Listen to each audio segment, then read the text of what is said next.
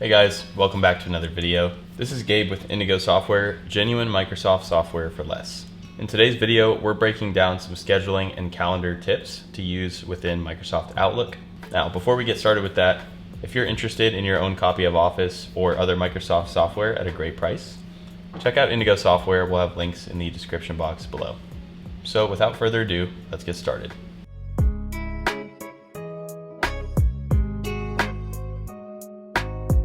All right, the first tip that we have for you guys is the Go to Date keyboard shortcut. So we'll click over to the calendar, and now if we hit Control G, this little window pops up called Go to Date. Now I can click through here. Let's say I want to go back to June 15th. Click on that, show in month calendar, or we can choose day, week, or work week.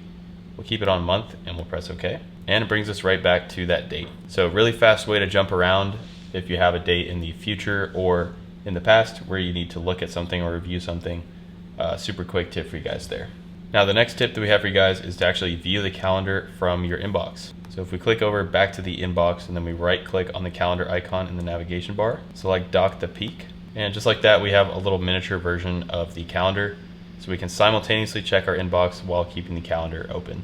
The next tip that we have for you guys is to share the calendar via email. So we can include this same kind of miniature version of our calendar in an actual email that we send. So to do this, I'm gonna start composing a new email.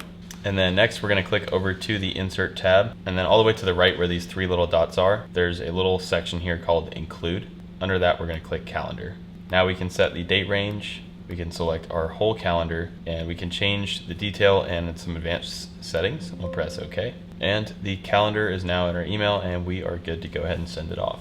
Number 4 is to automatically apply colors to Outlook events. So we can change the way our events look and help save some time on manually changing these colors. And to do that, we'll go over to the calendar and then we'll click over to the View tab. And then we want to click this little settings icon here and click on View Settings. From here, we'll select conditional formatting, and then now we can add a condition. We'll say work emails, and then we're going to set the color. We'll pick a green, and then click on condition, and we can either set filters based on words or organized by. So we'll type in an email address here, and then we'll press OK, and we'll press OK again. And now we have a condition set to where work emails are going to come in with the color green. So we'll press OK, OK again.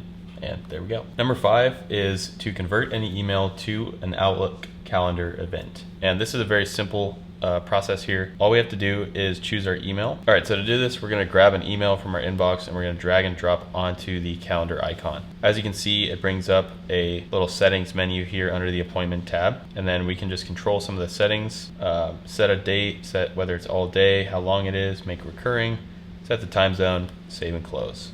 And just like that, it is on the calendar. Number 6 is to change timescale. By default, the granularity on the calendar is in 30-minute increments. So let me just move this to day, or I guess in my case, it's 1 hour increments, and we can change this scale relatively easily. Now to change this, we can go over to the left side of the calendar, right click on this right here on the timescale, and then we can change the increments.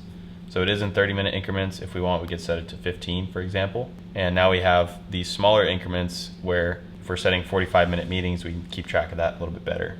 Now the last tip that we have for you guys is to set your calendar into dark mode.